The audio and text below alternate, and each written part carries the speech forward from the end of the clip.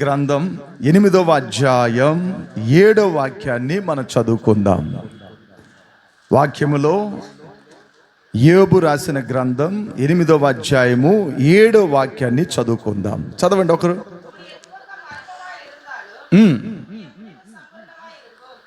Okay, తెలుగులో ఒకరు. అప్పుడు నీ స్థితి మొదట కొద్దిగా ఉండినను తుదను నీవు మహాభివృద్ధి పొందుదువు. చాలు దేవుని బిడ్డలారా, మొదట నీ స్థితి కొద్దిగా ఉన్నను. కొన్ని సందర్భాల్లో మనకి కొన్ని ఆలోచనలు వస్తాయి. ఏంట్రా సంపాదించే జీతం సరిపోనట్టుంది, మనకి ఇళ్ళు సౌకర్యం లేదు, మన పిల్లలకి ఫీజులు కట్టుకోలేకపోతున్నాం, మన కుటుంబంలో పోషణ చేయలేకపోతున్నాం, మనకు అన్ని విధాలుగా అన్ని రకాలుగా కొద్దిగే ఉంటుంది, మనం కొంతే ఉంది మన దగ్గర. ఇది నా కుటుంబానికి సరిపోయేది కాదు, నా కాపురాన్ని నడుపుకోవటానికి అంత సమృద్ధి నా దగ్గర లేదు. అట్లని రకరకాలైన ఆలోచనలు వస్తావంటే మనకి ఈ కొద్దిగా పెట్టుకుని ఎలా ఏం చేయాలి, ఇది ఎంతవరకు సరిపోతుంది, ఇది ఎంతవరకు నాకు ఉపయోగపడుతుంది, ఈ కొద్దిగలో నేను ఎట్ట జీవించాలా, ఎట్ట అద్దె కట్టుకోవాలా, ఎట్ట కరెంటు బిల్లు కట్టాలా, సిలిండర్ ఎట్ట తీయాలా, ఈ కొద్దిగలో నా కాపురాన్ని ఎట్ట ముందుకు కొనసాగించాలా, ఏ విధంగా నా జీవితాన్ని ఉంచాలన్న ఆలోచనలు ప్రతి వాళ్ళకు ఉంటాయి. నా పెన్షన్ సరిపోనంటుంది, నాకు నా జీతం నాకు సరిపోనంటుంది, నాకు కావాల్సినది ఏదైనా కూడా సమృద్ధిగా సరిపోనంటుంది. నేనేమో రాత్రి పగుళ్ళు ప్రయాసపడి పరుగులు తీస్తున్నా, రాత్రి పగుళ్ళు నేను పరుగులు తీసి సంపాదిస్తున్నా, సంపాదించింది ఏది కూడా నాకు సరిపోయే రీతిలో లేదన్నది మనం అప్పుడప్పుడు మనకు ఆలోచనలు వస్తాయి. దేవుని బిడ్డలారా, బాగా గమనించండి. ఇక్కడ లేఖనాల్లో ప్రభు అంటాడు, అప్పుడు నీ స్థితి మొదట కొద్దిగా ఉండినను. దేవుడు మనల్ని చూసి అంటున్నాడు, కొద్దిగా ఉందని బాధపడబాక, సరిపోలేదని బాధపడబాక, ఇది సరిపోదు అన్న ఆలోచన చేయబాక. నీకు కొద్దిగే ఉంది, కొంతే ఉంది కాబట్టి దాని గురించి నువ్వు ఆలోచన చేయబాక. మరి ఏమవుతుందా, ఎలా చేయాలమ్మా అన్న ఆలోచన రానిబాక. మొదట నీవు కొద్దిగా, అంటే అప్పుడు నీ స్థితి మొదట కొద్దిగా ఉండినను. నేను ఒక మాట చెప్తాను మీకు అందరికీ. నేను 2004లో బైబిల్ కాలేజ్ ఫినిష్ చేశాను. మొదటగా రివైవల్ బైబిల్ కాలేజ్ ఫినిష్ చేశాను. ఆ తర్వాత 4-5 కాలేజీలకు వెళ్ళి చదువుకున్నాను. అనుభవం కోసం, డాక్యుమెంట్ కోసం, మనం మల్టీగా ఉండాలి అనే దాని కొరకై చదువుకున్నాను. నేను అప్పుడు 2004లో నా జాబ్ అంతా అయిన తర్వాత పిఎఫ్ రాస్తారు కదండి, ఈ కాంట్రాక్ట్ జాబ్లో ఉండే వాళ్ళకి తెలుసు ఆ సంగతి. ఈ పిఎఫ్ ఒకటి రాస్తారు. ఆ పిఎఫ్ రాస్తే నాకు ఒక్క దిక్కున కొద్ది రోజులు పనిచేశాను. ఆ పిఎఫ్ డబ్బులు ఒక 1000 రూపాయలు వచ్చింది. ఎంత వచ్చింది? 1000 రూపాయలు వచ్చింది 2004లో. ఈ 1000 రూపాయలు పెట్టుకొని నేరుగా సహాయం ట్రేడర్స్ అని పురుషవాకంలో బైబిల్ బుక్ షాప్ ఉంది, బైబిల్ బుక్ షాప్. అక్కడికి వెళ్ళి 850 రూపాయలు ఇచ్చి ఒక డ్రమ్ము కొన్నా. ఆ డ్రమ్ము పైకి ఎత్తున ఆయన ఎడ తీసుకురా, పట్టుకో, గట్టి పట్టుకో, వాళ్ళకి చూపి, ఇట్రా వాళ్ళకి గదరా, అందరికి రా, అది ఈ డ్రమ్ము కొన్న 750 రూపాయలు. ఇప్పుడు కొనాలంటే ఎక్కువలేండి, ఒక 2000 అవుతుంది. ఇది పిత్తలు కాబట్టి ఇప్పుడు 2000 అవుతుంది. ఈ డ్రమ్ము తీసుకొని ఒక పాస్టర్ దగ్గరికి పోయినా. చాలా అనుభవం గల పాస్టర్ గారు ఆయన దగ్గర ఇచ్చి, సేవ ప్రారంభించబోతున్నానయ్యా అన్న. ఆయన నవ్వుకున్నాడు నన్ను చూసి. నా వయసు ఎంత? 24 ఏండ్లు. నవ్వుకున్నాడు. ఈ డ్రమ్ము తీసుకొని వచ్చి ప్రార్థన చేయి, నేను సేవ ప్రారంభించబోతున్నాను అంటాడు. ఏంట్రా, ఎరా మొయ్యలేకపోతున్నావరా? లేదు కదా, నెత్తి మీద పెట్టుకో, పెట్టరా, లేదా భుజాల మీదకి ఎత్తుకో. బాగా గమనించండి. ఈ డ్రమ్ముతోటి ఆ పాష దగ్గరికి పోయిన ఆయన నవ్వుకున్నాడు. 4 మాటలు ప్రార్థన చేశాడు. నాకు అర్థమైంది, ఆయన నన్ను ఏదో వెర్రోడు అనుకుంటున్నాడు, వీడికేదో మతి చేడిందని అనుకుంటున్నాడు ఆయన. అందువల్ల ఆయన మాట రకాలు అట్టుండయి అనుకొని, నాకేమో నా ప్రభు దేనికి పిలిచాడో నాకు బాగా తెలుసు. కాబట్టి ఈ డ్రమ్ము కొనుక్కొని అక్కడ ప్రార్థన చేయించుకొని సేవని మెల్లిగా ఒక ఇంట్లో ప్రారంభించిన. ఎక్కడ ప్రారంభించిన? ఒక ఇంట్లో ప్రారంభించిన. ద సెల్ మీటింగ్ అంటారు దాన్ని. ఆ సెల్ మీటింగ్లో ప్రారంభించి డ్రమ్ముతో నా సేవలో నేను వచ్చినవాడిని. ఈరోజు మనకి కీబోర్డ్ ఉంది, ప్యాడ్ ఉంది, బాక్సులు ఉన్నాయి, షెడ్ ఉంది, సొంతగా 2 స్థలాలు ఉన్నాయి, సేవ అభివృద్ధి ఉంది. ఏంటండి ఇవన్నీ ఎట్టొచ్చినాయండి? ఇది మా నాయన సంపాదించి నాకు ఇచ్చింది కాదు, మరి నేనేదన్నా సంపాదించి కష్టపడింది కాదు. ఇవన్నీ యేసయ్య తన స్వరక్తం ఇచ్చి సంఘంలో వీటిలన్నిటిని రెడీ చేశాడు ఆయన. ఇది ఏ ఒక్క రూపాయి కూడా నాది అని చెప్పటానికి నాకేమాత్రం అధికారం లేదు. ఇది నాది అని చెప్పటానికి అధికారం లేదు. ఇవన్నీ ఎలాగొచ్చాయి? కేవలం ఒక 750 రూపాయల డ్రమ్ముతో ఈ సేవ మొదలైంది. అలా కేవలం కొద్దిగా మొదలైంది. ఇవన్నీ ఎలా జరుగుతున్నాయి? ఇవన్నీ ఎవరిచ్చారు? అందువల్లే ప్రభు అంటుడు, నువ్వు వెళ్ళినా నాయక అయిపోయింది. అందువల్లే ప్రభు అంటున్నాడు, అప్పుడు నీ స్థితి మొదట కొద్దిగా ఉన్నను.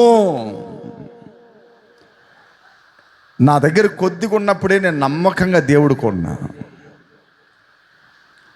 నా చేతిలో దేవుడు అప్పగించిన దాంట్లో కొద్దిగా నమ్మకంగా ఉండటం నేర్చుకున్నా. అప్పుడు నీ స్థితి మొదట కొద్దిగా ఉన్నను. దేవుని బిడ్డలారా, ఈ రోజుల్లో మీకు అన్నీ లేవని ఒకవేళ మీరు అనుకోవచ్చేమో, కానీ మా ఇళ్ళు సరిపోవటం లేదు, నేను సంపాదించే జీతం సరిపోవటం లేదు, నా కాపురానికి సరైన స్థితిగతులు లేవు, నాకు ప్రతి నెల ఒత్తిడి ఉంది కానీ సంతోషం లేదు, అట్లని మీరు అనుకోవచ్చు. ఈ కొద్దిగే ఉందని చెప్పి మీరు మహా బాధపడతా ఉండొచ్చు. ప్రభు అంటాడు, నీ దగ్గర కొద్దిగా ఉన్నా ఆయన మాట ఎన్నడూ మారంది కాబట్టి తుదకు నీవు మహా అభివృద్ధి పొందుదువు అంటాడు. చప్పలు కొట్టండి గట్టిగా. ఆ కొద్దిగానే దేవుడు నిన్ను దగ్గర ఆశీర్వదిస్తాడు. ఆ కొద్దిగలో నువ్వు నమ్మకంగా ఉంటే, నీ దగ్గర ఉన్న కొద్దిగా అంటారా, ఆ కొద్దిగా విశ్వాసంలో నమ్మకంగా ఉండాలా, ఆ కొద్దిగా భక్తిలో నమ్మకంగా ఉండాలా, ఆ కొద్దిగా ప్రేమలో నమ్మకంగా ఉండాలా, ఆ కొద్దిగా ఆత్మీయతలో నమ్మకంగా ఉండాలా. ఆ చిన్న చిన్న విషయాల్లో నువ్వు నమ్మకంగా ఉన్నవంటే నిన్ను మహాభివృద్ధిలోకి తీసుకెళ్ళిపోతాడు ఆయన. మహా ఉన్నత స్థాయికి తీసుకెళ్ళిపోతాడు. ఆ కొద్దిగలో నువ్వు జారిపోయావంటే ఇంతకు ముందున్న దరిద్ర కంటే ఇంకా దిగజారిపోతావు కిందకి. ఆ కొద్దిగలో నువ్వు నమ్మకంగా ఉండటం నువ్వు నేర్చుకోవాలి. అదే యోబు గారు అంటాడు, మొదట నీ స్థితులన్నీ కొద్దిగే, తుదకు నువ్వు మహాభివృద్ధి అయిపోతావు. ఈరోజు నీ దగ్గర ఏం లేదని నన్ను అనుకుంటున్నావేమో, ఒక రోజున ఇవన్నీ దేవునికి ఇస్తాడు. నీ దగ్గర ఏదేది లేదో, ఏదేది నువ్వు పొందుకోలేకపోయావో, ఏదేది నువ్వు అనుభవించలేకపోయావో, ఏది నీ దగ్గర లేకుండా ఉందో అవన్నీ కూడా మరలా ఇవ్వగల దేవుడు ఆయన. అంత అభివృద్ధి లేక నిన్ను తీసుకోపోయగలిగిన దేవుణ్ణి మనం ఆరాధిస్తున్నాం. మనం దేవుని బిడ్డలారా బాగా గమనించండి. ఒకసారి ఒక ఆమె పరిగెత్తుకొని ఒక సేవకుని దగ్గర వచ్చింది. కంటి నిండా నీళ్లు పెట్టుకొని బోర్నని ఏడుస్తుంది. ఒక సేవకుని దగ్గరికి వచ్చింది, ఆయన ప్రవక్త. అలా పరిగెత్తుకొని వచ్చి బోర్నని ఏడుస్తుంది.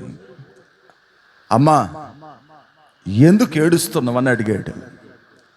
ఏం చెప్పమంటావయ్యా, నా కొంపలో మంట మండింది, మంటలు మండుతున్నాయి. మా ఇంటి ఆయన మా కుటుంబాన్ని పట్టించుకోకుండా ఉండిపోయాడు. నా ఇంట్లో ఉన్న పాత్రలన్నీ అమ్మేశాను. ఎందుకంటే ఆకలికి మా పిల్లలు తట్టుకోలేకపోతే ఇంట్లో ఉండే సామాన్లన్నీ అమ్మేసినానయ్యా. అవన్నీ అయిపోయినాయి.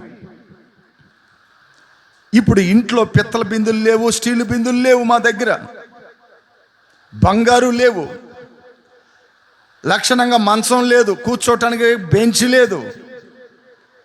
ఉన్నవన్నీ అమ్మేశాను, ఉన్నవన్నీ పాత్ర అంగటోడికి అమ్మేశాను. ఇప్పుడు అప్పుల వాళ్ళు అందరూ వచ్చి నా ఇంటి మీద పడారు. ఆయ్, అప్పు కడతావా లేదా నీ పిల్లల్ని తీసుకెళ్ళమంటావా? నీ పిల్లల్ని తీసుకెళ్ళి నా అప్పు అంతా తీర్చేసుకుంటాను అంటాడు ఆయన. మరి నేనేం చేయాలా? నేనేం చేయాలయ్యా? ఈ విషయాన్ని చెప్పటానికే నీ దగ్గరికి వచ్చాను. ఆయన ముసలోడు, వయసైన ముసలోడు. ఆయన దగ్గర ఈ విన్నపాన్ని చెప్పింది ఆమె, కన్నీళ్లతో కార్చి చెప్పింది. మీకు ఆ జ్ఞాపకాలు ఉండేయండి, పాత కొద్దిగా 90s కానీ 80s మీకు కొద్ది గుర్తులు ఏమైనా ఉంటాయా? ఆ రోజుల్లో ఈ వాచ్ పెట్టుకుంటారు, తెలుసా? ఈ కట్టుకున్న వల్ల నా వాచ్, HMT వాచ్ కానీ ఇవన్నీ ఆ రోజుల్లో పెట్టుకుంటారు, తెలుసా? మీరు కట్టుకున్న చీరల్లో అది పెట్టుకుంటారు, తెలుసా అంటే అవన్నీ? ఓకే, పిత్తల బిందులు పెట్టుకుంటారు, రేడియో పెట్టుకుంటారు, తెలుసా? పిత్తల బిందులు, రేడియో. ఈరోజు రేడియో ఉండి సట్టే చేసేది, 100 రూపాయలు అడిగినా కూడా ఇవిడిని అంటాడు. సుమ్మా ఎత్తన పోయా అంటాడు. ఒక రోజుల్లో రేడియో షాపులో పెట్టుకునేవాళ్ళు. నాకు బాగా గుర్తుందండి, మా నాయన పలసార్లు చీరలు ఎత్తుకొని పోయి పెట్టుండవు ఈ కొరికిపేట దగ్గర, ఆ మొగదాల్లో పరశురామ్ స్ట్రీట్ అంటారు అక్కడ. నేను చిన్న బుడ్డ ఉన్నప్పుడు పిత్తల బిందులు పెట్టున్నాడు మా నాయన పోయి.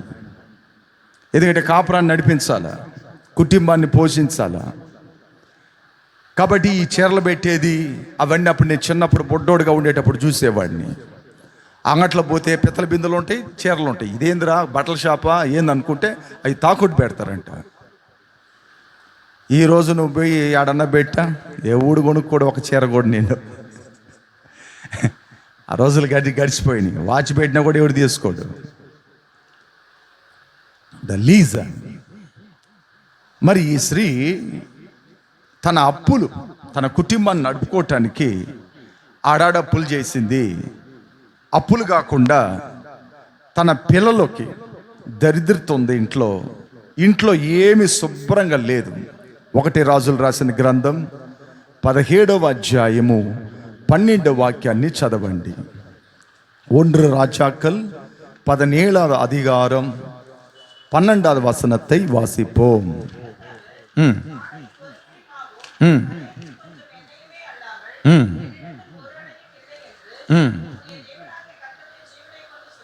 ఓకే, తెలుగులో ఒకరు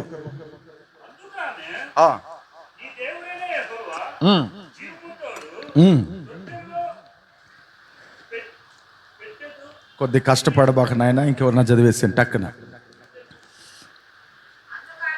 అందుకు ఆమె, నీ దేవుడైన యెహోవా జీవము తోడు తొట్టిలో పట్టెడు పిండి, బుడ్డిలో కొంచెము నూనె. బాగా గమనించాలా, అక్కడేముంది? బుడ్డిల్లో ఇందాక ఏమన్నాడు యేసయ్య? నీకున్న కొంచెములో. మొదటి వాక్యం యోబు గ్రంథంలో చదివారు. అక్కడేముంది? నీ స్థితి మొదట కొంచెము, కొద్దిగా. ఇక్కడ ఈమెమంటుంది? ఒక పిడికిడు పిండి ఉంది నాయన, బుడ్డిలో కొంచెము నూనె ఉంది. అది ఎందుకంటే మేము ఒక పూట తినేదానికి. ఏముంది? ఒక్క పూట తినేదానికి. నెక్స్ట్ అట్నే కంటిన్యూ చేయండి. నా యొద్దనున్నవే గాని అప్పము ఒక్కటైనను లేదు. చాలు. దేవుని బిడ్డలారా, మీరు గమనించాలి. ఇక్కడ ఈ ప్రవక్త ఏం చేస్తున్నాడంటే ఆమెతో కూడా మాట్లాడుతున్నాడు. మాట్లాడేసేసి నీ దగ్గర ఏముందమ్మా అంటే ఆమె నిజం చెప్పింది. యెహోవా జీవంతోడంటే దాని అర్థం తెలుసా? అబద్ధమాడలా, నేను సత్యం చేస్తున్నా. మన మాట చెప్పం, మనకు అలవాట్లేదు. మన దగ్గర ఉన్నా కూడా నోరు తెరిస్తే అబద్ధమే చెప్తాం. మన దగ్గర ఉన్నా కూడా మనం నోరు తెరిస్తే అబద్ధమే చెప్తాం. మీ దైవజనుడు నేను ఉన్నాను కదా, పాస్టర్ అమ్మగారు షాపింగ్ చేస్తారు. నేను చెప్తాను, అమ్మా నా దగ్గర ఇప్పుడు డబ్బులు లేవు, మన కుటుంబానికి సరిపోయి అంతే ఉంది, కాబట్టి నెక్స్ట్ మంత్ నువ్వు ఏమనుకుంటున్నావో అది మనం కొందాము అంటాను. నిజం చెప్తాను. నేను పెట్టుకొని అబద్ధం ఆడేవాడిని కాదన్నది పాస్టమ్మ గారికి బాగా తెలుసు. నేను అంటాను, నెక్స్ట్ మంత్ దాన్ని కొందామమ్మా, ఇప్పుడు వద్దులే, ఈ డబ్బు ఖర్చు పెడితే మళ్ళీ మనకి కుటుంబానికి ఇబ్బంది వచ్చేస్తాయి, అందువల్ల వద్దులే అనేవాడిని. ద రీజన్, దేవుడు మనకు జ్ఞానం ఇచ్చాడు. ఆ జ్ఞానం ప్రకారంగా మనం బతికేది నేర్చుకోవాలి. తెలివి తక్కువగా బతికినవంటే అన్ని పోగొట్టుకోవాలా, ఇంకొకరిని ఎదురు చూడాలా? తెలివి తక్కువగా బతికినవంటే నీ జీవితం అంతా ఒకరిని డిపెండ్ అవ్వాలా, ఒకరి మీద ఆనుకోవాలా. ఒకరి హెల్ప్ లేనిదే నీ లైఫ్ వచ్చి ముందు కొనసాగదు. ఒకరి హెల్ప్ లేనిదే నీ లైఫ్ ముందు కొనసాగదు. దేవుని బిడ్డలారా, నేను మీకు పౌరుషాన్ని నేర్పిస్తున్నాను. పౌరుషం నేర్పిస్తున్నాను. నేను వైరాగ్యాన్ని నేర్పిస్తున్నాను. ద రీజన్, ఈమె అయ్యా కొంచెం నూనె ఉంది అనేది. ఈ మాట చెప్పగానే ఆయన ఏమన్నాడు చూడండి. ఇక్కడ కింద భాగంలో మీరు కానీ చదివినట్లయితే 13వ వాక్యాన్ని చదవండి. అప్పుడు ఏలియా ఆమెతో ఇట్లా, నేను భయపడవద్దు, పోయి నువ్వు చెప్పినట్లుగా చేయుము. అయితే అందులో నాకొక చిన్న అప్పము మొదట నా యొద్దకి చేసి నా యొద్దకి తీసుకొని రమ్ము, తర్వాత నీకును నీ బిడ్డను అప్పములు చేయించుకొనుము. భూమి మీద యెహోవా వర్షము కురిపించు వరకు ఆ తొట్టెల్లో ఉన్న పిండి తక్కువ కాదు, బుడ్డిలో ఉన్న నూనె అయిపోదు. చప్పలు కొట్టండి. హల్లెలూయా, హల్లెలూయా. సేవకుడు అన్నాడు, ఆమె కొద్దిగే ఉంది నాయన అనింది.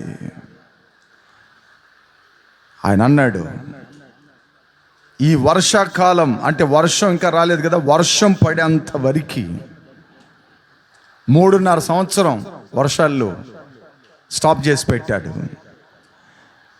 కాబట్టి వర్షము ఎప్పుడు పడుతుందో అప్పుడుదా పంటలు పండుతాయి, మీ అందరికీ ధాన్యం వస్తుంది, తినగలుగుతారు. కాబట్టి వర్షము వచ్చేంత వరకు నీ ఇంట్లో పిండి తక్కువ కానీ నూనె తక్కువ కానీ కాదు అన్నాడు. అంతేనండి. ఆయన అట్లా ఆశీర్వదించగానే కరువు కాలం ముగించేంత వరకు ఆ ఫ్యామిలీలో ఆ పిండి ఎత్తెకుంది వస్తూనే ఉంది, నూనె తోడేకుంది వస్తూనే ఉంది, తక్కువ కానంటుంది. ఆమె మహా ఇబ్బంది పడిపోయింది. ఆ చచ్చిపోవాలనుకున్నది, పిల్లలతో కలిసి ఆమె పిల్లలతో చనిపోవాలనుకునింది. పిల్లలతో అయిపోవాలయ్యా, మా బతుకు అయిపోయింది అని అనుకునింది ఆమె. అయితే దేవుని మహాకృపను బట్టి ఆశ్చర్య రీతిగా దేవుడు అద్భుతంగా ఆమె జీవితంలో దేవుడు మహా అభివృద్ధిని కలుగు చేశాడు. హల్లెలూయా, హల్లెలూయా. ఆమె దగ్గర ఏమనింది? కొద్దిగా పిండి, కొద్దిగా నూనె ఉనింది. తన పిల్ల తన బిడ్డలు తిని చనిపోవాలనుకునింది. ఇక దాని దగ్గర ఏమి లేవు, ఆమె దగ్గర పూర్తిగా ఏమి లేవు ఆమె దగ్గర. కాబట్టి ఆమె కొద్దిగలోనే దేవుడు ఆమెను గొప్పగా ఏం చేశాడు? ఆశీర్వదించాడు. అట్లా మన జీవితాల్లో మనం కొద్దిగే ఉందని అప్పుడప్పుడు మీరు బాధపడబాకండి. మన దగ్గర సరిపోనట్టుంది అని ఆలోచన పెట్టబాకండి. మీరు ఆరాధిస్తున్న మీ ప్రభు ఎవరు తెలుసా? మిమ్మల్ని మహా అభివృద్ధిలోకి తీసుకెళ్ళగలవాడు, మిమ్మల్ని ఉన్నత స్థాయికి తీసుకెళ్ళి ఆ స్థాయిలో పెట్టగలిగిన వాడు ఆయన. అంత అభివృద్ధిని దేవుడు మీకు అనుగ్రహించగలవాడు, అంత కృపని దేవుడు మీకు ఇవ్వగలవాడు. నిర్గమకాండం 32వ అధ్యాయం 13వ వాక్యం, యాత్రాగం 32వ అధికారం 13వ వచనத்தை వాసింగ. నిర్గమకాండం 32వ అధ్యాయము 32వ అధికారం 13వ వచనத்தை వాసింగ.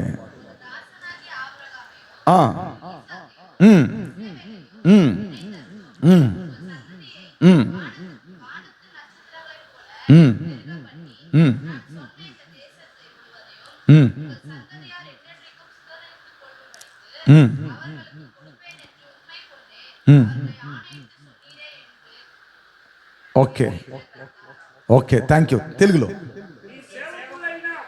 నీ సేవకుడైన అబ్రహాము, ఈసాకును ఇశ్రాయేలును జ్ఞాపకం చేసుకొనుము. నీవు వారితో ఆకాశ నక్షత్రం వలె మీ సంతానమును అభివృద్ధి చేసి నేను చెప్పిన ఈ సమస్త భూమిని మీ సంతానముకు ఇచ్చేదననియు. చాలు. హల్లెలూయా, హల్లెలూయా. ఇక్కడ సంతాన అభివృద్ధి, జనరేషన్ డెవలప్మెంట్. దేవుని బిడ్డలారా, మనం ఎంత సంపాదించి మన ఇంట్లో పిల్లలు లేకపోతే ఏముంది? కష్టమే, ఎవరికైనా కష్టమే. అబ్రహాంకి ఇదే బాధ, బైబిల్లో ఉన్న అబ్రహాం గారికి ఇదే బాధ. సారమ్మకి పిల్లలు లేరు, ఆమెకి 90 ఏళ్ళు నిండింది, ఈయనకి 100 ఏళ్ళు నిండింది. దేవుడేమో పనుల్ని బోల్డ్ అంతమంది ఇచ్చాడు, పొలాలని ఇచ్చాడు, పంటలను ఇచ్చాడు, గొర్రెల్ని ఇచ్చాడు, ఒంట్లని ఇచ్చాడు, గాడిదల్ని ఇచ్చాడు, కావలసిన బంగారు ఇచ్చాడు, కావలసిన సమృద్ధిని అనుగ్రహించాడు. అంతా ఉన్నాయి.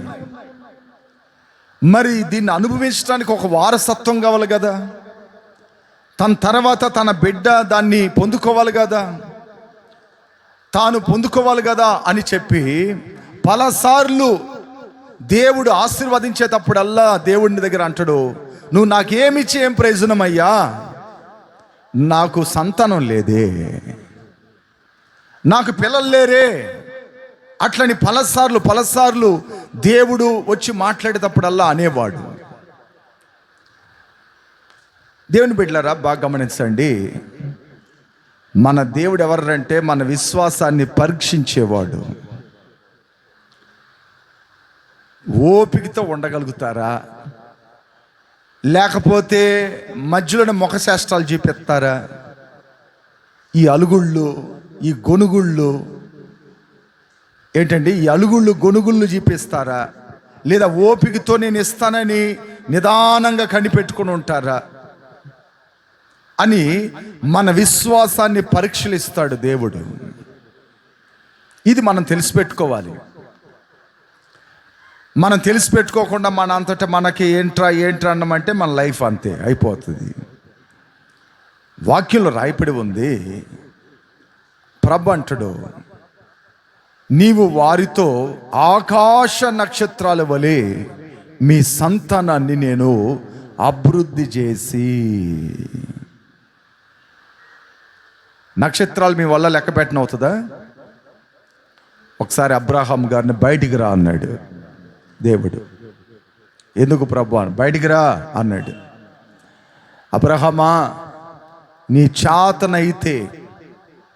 చాతనైతే నక్షత్రాలు లెక్కబెట్టు అన్నాడు. 1 2 3 4 5 6 7 8 9 100 101 102 నెలలకే లెక్క పెట్టలేకపోయాడు. ఎటు చూస్తే అయ్యేవండి, అటు చూస్తే అయ్యేవండి, అటు చూస్తే అయ్యేవండి, వెనక చూస్తే అయ్యేవండి. ఎన్ని లెక్క పెట్టగలుగుతాడు?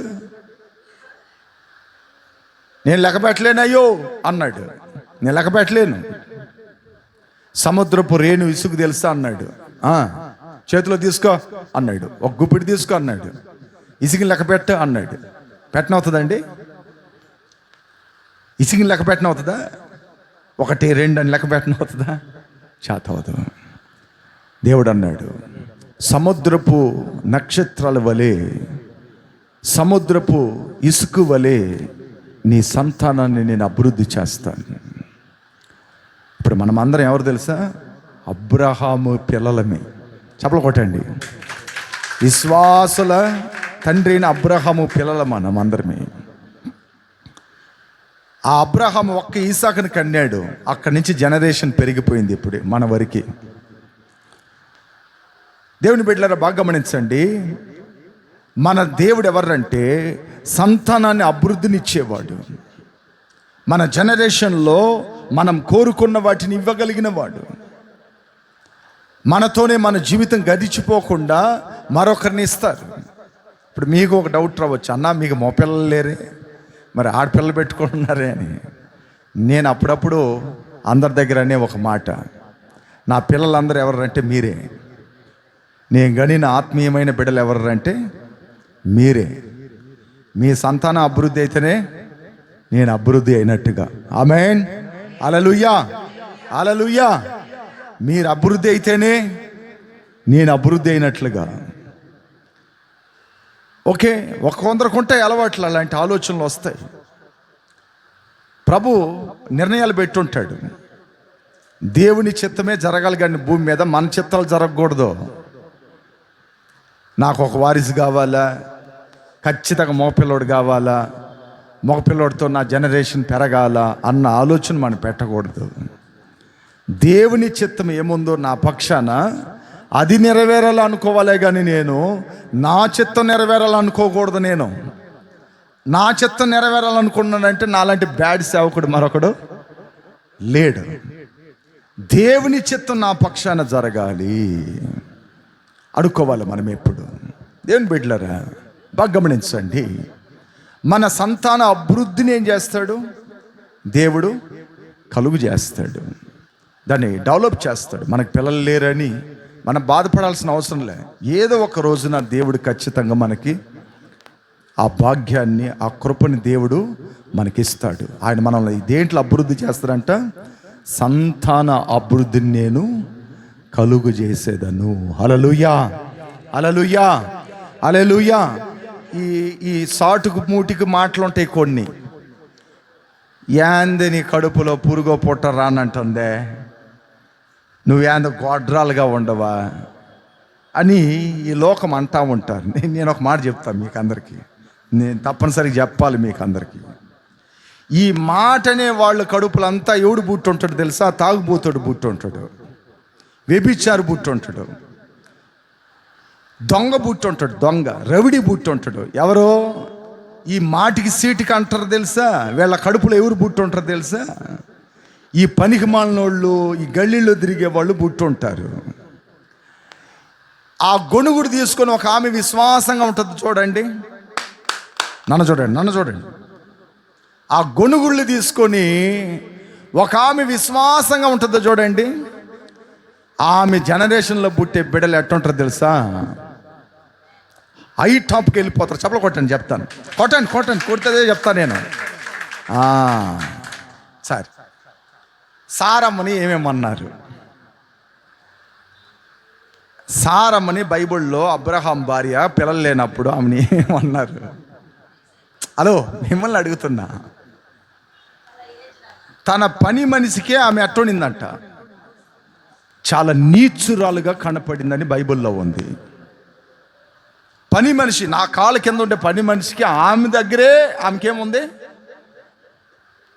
ఆమె దృష్టికి నేను చాలా నీచురాలైతిని అంటద్ది ఆమె. ఆగారు కొడుకు ఏమయ్యాడమ్మా? మోటోడయ్యాడు, రవిడి అయ్యాడు. ఆగారు కొడుకు ఏమయ్యాడు? మోటోడు, అడవిలో పెరిగాడు. ఈసాకేమయ్యాడు? అవన్ విதைத்தான் 100 మడంగాగా పలన్. తిట్టిన ఆమె కొడుకు ఎట్టుండో, వాగ్దానం కోసం నిలబడిన ఆమె కొడుకు ఎట్టుండ. కొట్టండి, చెప్పలుగా కొట్టాలి గట్టిగా.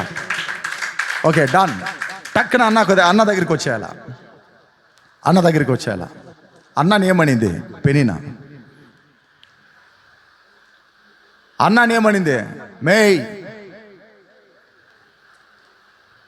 నీ మీద అంటే నా మీద ఎక్కువ ప్రాణం మీ ఇంటానికి. ఎందుకంటే నాకు పిల్లలు ఉన్నారు. మీ ఇంటానికి ప్రేమ లేదు మే. మీకు అర్థమవ్వాలని ఈ లాంగ్వేజ్ యూజ్ చేస్తున్నా నేను. అసలు నీ మీద అసలు కాస్త కూడా ప్రేమ లేదు. ఏటేట పోయి దేవుడి దగ్గర బతిలాడుతుంది, నాయన నాకు ఒక బిడ్డని అయ్యా, ఆ బిడ్డ నాకు కదయ్యా, నీకు ఇచ్చేస్తా అంటే. దేవుని బిడ్డలారా, నేను సమూయేలుని చదివినాను. బైబిల్లో ఎంతోమంది ప్రవక్తలు వచ్చారు. సమూయేలు లాంటి ఒక ప్రవక్త లేడు బైబిల్లో. చెప్పలు కొట్టండి, గట్టి కొట్టండి. ராஜாக்களை அபிஷேகிக்கிறவன் யாரு? சாமுவேல் தான் வரணும். సాముయేల్ దా గొప్ప దైవజనుడు, ప్రవక్తలోనే, బైబిల్లోనే. చిన్నప్పుడు దేవుడు మాట్లాడిండు సాముయేల్తో కూడా. తిట్టిన పిల్లలు ఎక్కడ కనపడలేదు. సాడిచి చెప్పిన పిల్లలు ఏమయ్యారు? ఇట్లా బైబిల్ అంతట్లో నేను చెప్పగలుగుతా. ఒక్కొక్క చోట్ల ఒక్కొక్క దిక్కన చెప్పగలుగుతాను. పెనినా పిల్లలు ఏమయ్యారో?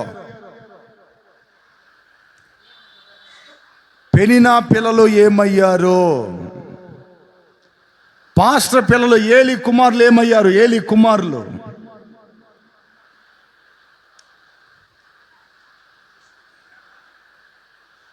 దేవుడు ఒకరిని ఆపుతున్నాడంటే అది వాగ్దానపు బిడ్డగా బయటకు వస్తారు. చెప్పలు కొట్టండి.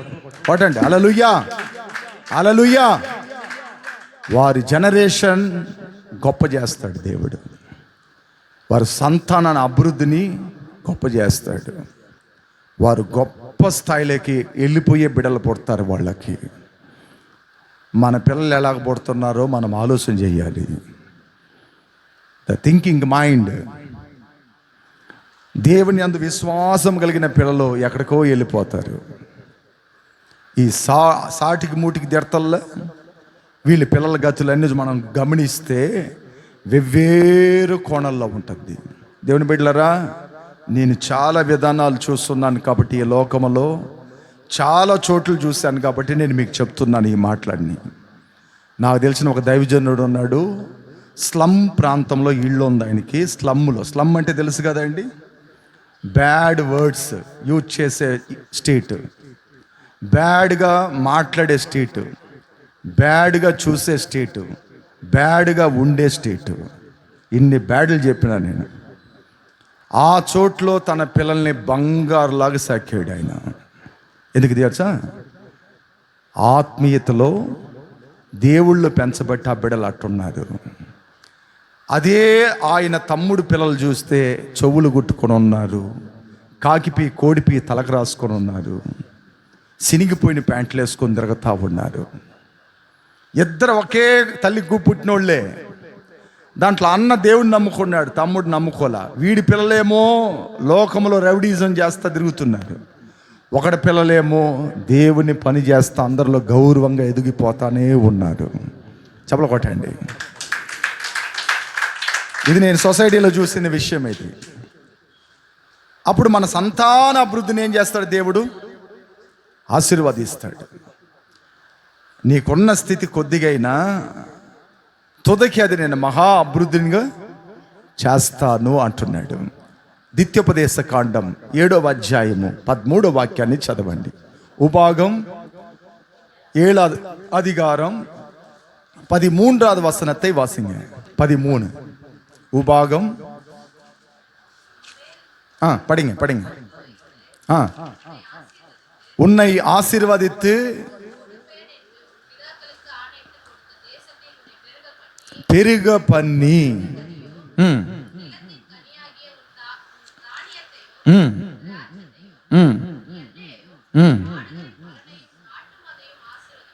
ఆమేన్. తెలుగులో ఒక చదవండి. ఆయన నిన్ను ప్రేమించి ఆశీర్వదించి అభివృద్ధి చేసి నీకిచ్చేదనని నీ పితరులతో ప్రమాణం చేసిన దేశములో నీ గర్భఫలమును, నీ భూఫలమును, నీ సస్యమును, నీ ద్రాక్షరసమును, నీ నూనెను, నీ పశువుల మందను, నీ గొర్రెల మందను, మేకల మందలను దీవించును. సమస్తము జనులందరికంటే ఎక్కువగా నీవు ఆశీర్వదింపబడుదువు. ఆమేన్. ఆయన ఆశీర్వాదాలు ఎలాంటి అంటే మన ఇంట్లో ఉంటున్న ప్రతిదాన్ని దీవిస్తాడంట దేవుడు. మన ఇంట్లో ఏమేమి ఉన్నాయో ప్రతిదాన్ని దీవిస్తాడు. ఒక ఆమె ఎచ్చులుగా ఒక టీవీ తెచ్చుకునింది, పెద్దది, ₹1,00,000 అనింది. ఎంత? ₹1,00,000. దానికి ఒక గొప్పతనం మీరే వాళ్ళకి. ఎవరో ఆటలాడుతా దాని మీద పడిందంట, పోయిందంట. రిపేర్కే 40,000 అడిగారంట. ఎందుకని? ఊరికినే పెట్టుకొని ఉండరు ఇంట్లో. ఎంత? ఎందుకని? ఊరికినే పెట్టుకొని ఉన్నారు. నేను అన్నాను, ఇది పడేసేది తెచ్చుకోకూడదమ్మా అని అన్నా. మా ఇంటి ఆయన దగ్గర చెప్తానయ్యా. ఆయన అంటాడు, ఉండు ఉంచు, మనం నెక్స్ట్ ఏదైనా చేద్దాం అంటున్నాడు. అయ్యా దేవుని బిడ్డలారా, మన ఇంటికి వచ్చే ఏ వస్తువైనా దక్కి ఉండాలంటే ద ప్రేయర్ రిక్వెస్ట్ ఉండాలి. దాని కొరకు ప్రార్థన చేయాలి. ప్రభు, నువ్వు నాకు ఇది ఇచ్చావు, దీనికి స్తోత్రం, మీరు ఆశీర్వదించండి. అప్పుడు దేవుడు మనకి మన ఇంట్లో ఏది తెచ్చినా అది దీవెనకరంగా మారాలి. ఒక ప్రొవిజన్ తెచ్చుకున్నా, ఒక జీతం తెచ్చుకున్నా, ఏదన్నా ఒక వస్తువు మనం ఇంటికి తెచ్చుకున్నా అది దీవెనకరంగా మారాలి. అదిదా ప్రభు అంటాడు ఈ వాక్యంలో. ఆయన నిన్ను ప్రేమించి ఆశీర్వదించి అభివృద్ధి చేసి. అభివృద్ధి అంటే ఏంది? ప్రతి దాంట్లో అభివృద్ధి. ఆ కింద ఉంటాయి ఏమేమి అభివృద్ధులని. ప్రతి దాంట్లో డెవలప్మెంట్, ప్రతి దాంట్లో ఎదగటం, ప్రతి దాంట్లో ముందుకు పోవటం, ప్రతి దాంట్లో నువ్వు ఆశీర్వదింపబడటం. 1 బై ఆశీర్వాదాలను పొందుకొని పోతా ఉండటం దా అభివృద్ధి. ఇప్పుడు ఇది లేదురా అంటే ఇంకా నువ్వు దేవుని దగ్గర నుంచి ఆశీర్వాదాన్ని నువ్వేం చేయాలా? ఇక పొందుకోలేకపోతున్నావు అని అర్థం. ఇక్కడ వాక్యంలో రాయపడినట్లుగా నేను నిన్ను ప్రేమించినాను, నేను నిన్ను అభివృద్ధి చేస్తాను, ఆశీర్వదించి అభివృద్ధి చేస్తాను అంటాడు. రాత్రి పగుళ్ళు మనం కష్టపడితే గొప్పోళ్ళం అవ్వమండి. ఒక మాట గుర్తుపెట్టుకోండి మీరు. రాత్రి పగుళ్ళు కష్టపడితే మనం గొప్పోళ్ళం అవ్వము. యేసయ్య ఆశీర్వదిస్తేనే గొప్పోళ్ళం అవుతాం. ఆమేన్, హల్లెలూయా. నిద్ర లేకుండా కష్టపడినా నువ్వు గొప్పదానివి అవ్వవు. నిద్ర లేకుండా రాత్రి పగుళ్ళు పనికి వెళ్ళినా గొప్పోడు అవలేవు. నీ ఇంటిని, నిన్ను, నీ కలిగిన యావత్తిని ఆయన ఆశీర్వదిస్తేదా ఆశీర్వాదం కలుగుతుంది. సామెతల్లో ఉంది, నరుణ్ణి కష్టమ చేత ఆశీర్వాదం ఎక్కువ కాదు, యెహోవా వలనే అది ఎక్కువ అగును. అప్పుడు ఎంత కష్టపడినా నా ఆశీర్వాదం రానంటుందంటే కారణం ఏంటంటే దేవుని ఆశీర్వాదం లేదు అక్కడ. లోకపరమైన ఆశీర్వాదాలు ఉన్నాయి. దేవుని ఒక ఆశీర్వాదం మన ఇంట్లో రావాలి. ప్రభు అదే అంటాడు, నేను నిన్ను ప్రేమించి ఆశీర్వదించి నిన్ను అభివృద్ధి చేస్తాను. అన్నిట్లో ఏ పని చేస్తున్నావో, ఏ వ్యాపారం చేస్తున్నావో, ఏ ఒక చిన్న కార్యం ఉందో దాంట్లో నేనేం చేస్తాను, మెల్లగా ముందుకి మహా అభివృద్ధిలోకి తీసుకొస్తాను, మహా అభివృద్ధిలోకి నిన్ను తీసుకెళ్ళిపోతాను అంటాడు ఆయన.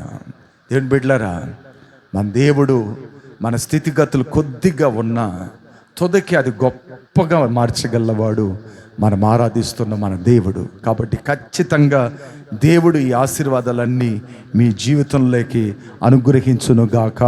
ఆమేన్, హల్లెలూయా.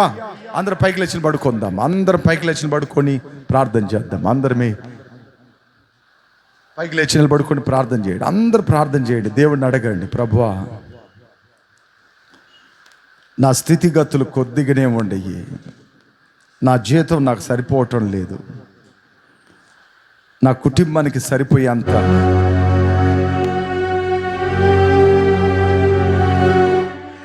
నాకు దయచేయి నాయనా, నీ కృప నాకు దయచేయి యేసయ్యా, నీ కృప నాకు దయచేయి. అప్పుడు నీ స్థితి కొద్దిగా ఉన్నను తుదకి నువ్వు మహా అభివృద్ధి పొందుకుంటావని మీ వాక్యము ద్వారా మాతో మాట్లాడారు. అవును నాయనా, నా ఇంట్లో ఏది సరిపోనంటుందో నాకు, నా జీతము, నా పెన్షను, నాకొచ్చే ఏ ఆదాయమైనా అది సరిపోనంటుంది, కొదుగునే ఉంటుంది నాయన.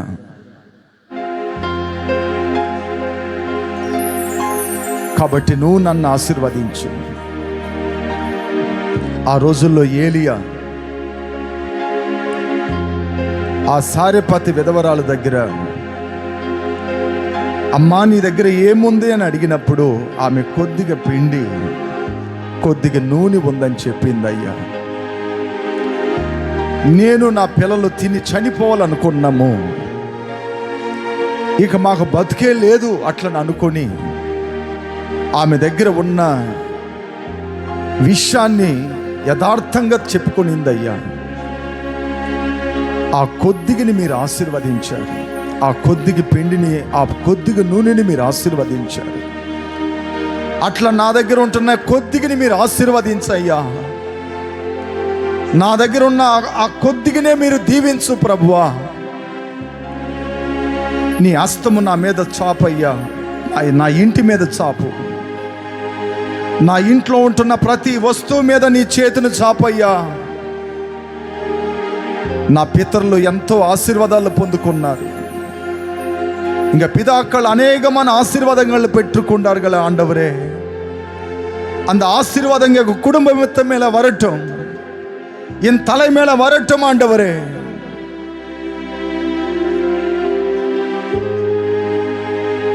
நான் உன்னை பெரிய ஆக்குவேன் என்று சொன்ன தேவன், உன்னதமான இடத்துல என்னை உட்கார வைக்கிறேன் என்று சொன்ன தேவன் நீர். ராஜாக்களுக்கு முன்ன உன்னை நான் நிப்பாட்டுவேன் என்று சொன்ன தேவன் நீ.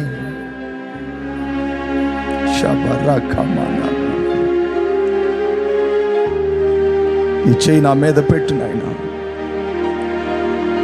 నీ చెయ్యి నా మీద పెట్టయ్యా, నీ చెయ్యి నా మీద పెట్టయ్యా. నా పిల్లల మీద పెట్టు నాయన, నా ఇంట్లో నా కూతుర్ల మీద పెట్టు, నా కోడాళ్ళ మీద పెట్టు, మా ఇంట్లో వయసైన వాళ్ళ మీద నీ చేయి పెట్టయ్యా. నువ్వు మమ్మల్ని దీవిస్తేనే మేము ఆశీర్వదింపబడతాం, నువ్వు మమ్మల్ని ఆశీర్వదిస్తేనే మేము గొప్పోళ్ళం అవ్వగలుగుతాం. మేము రాత్రి పగుళ్ళు చెమట్లు గారిసి పరుగులు తీసి ఎంత సంపాదించినా అది ఉండనంటుంది ఇంట్లో.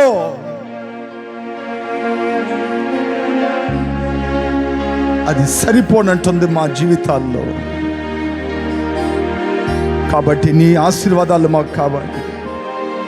నేను నీకు సంతాన అభివృద్ధిని కలుగు చేస్తానన్న దేవుడివి.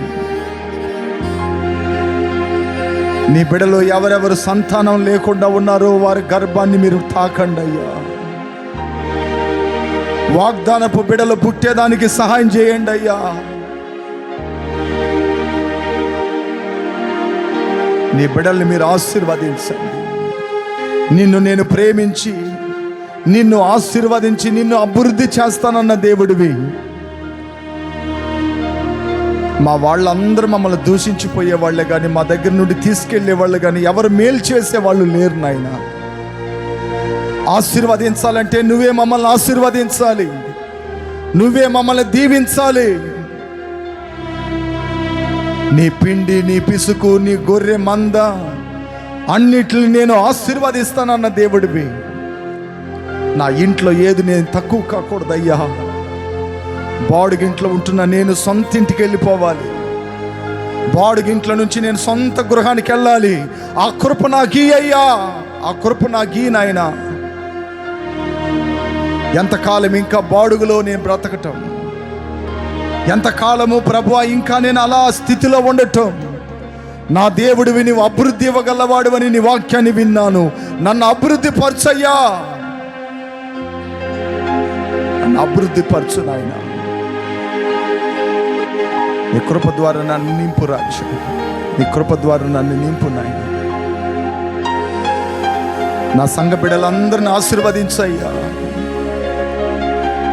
వారి జీవితంలో ఏది తక్కువ కాకూడదయ్యా, ఏది కొదువుగా మారకూడదు. ప్రతి వాళ్ళని మీద నీ హస్తాన్ని పెట్టయ్యా. వారి కుటుంబాల మీద, వారి సంతానం మీద మీ చెయ్యి మెండుగా దిగునుగాక. మీ వస్త్రపు చెంగు వారి మీద దిగునుగాక.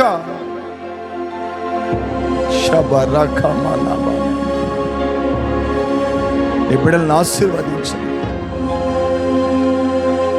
మా పితరుడైన అబ్రహాముని ఆశీర్వదించారు, ఈసాకుని ఆశీర్వదించారు, యాకోబుని ఆశీర్వదించారు, యోసేపుని ఫలించుడి కొమ్మని ఆశీర్వదించారు, దావీదుని ఆశీర్వదించారు, సొలొమోన్ని ఆశీర్వదించారు.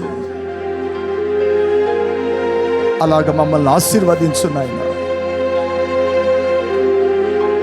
మమ్మల్ని అభివృద్ధి పరచయ్యా.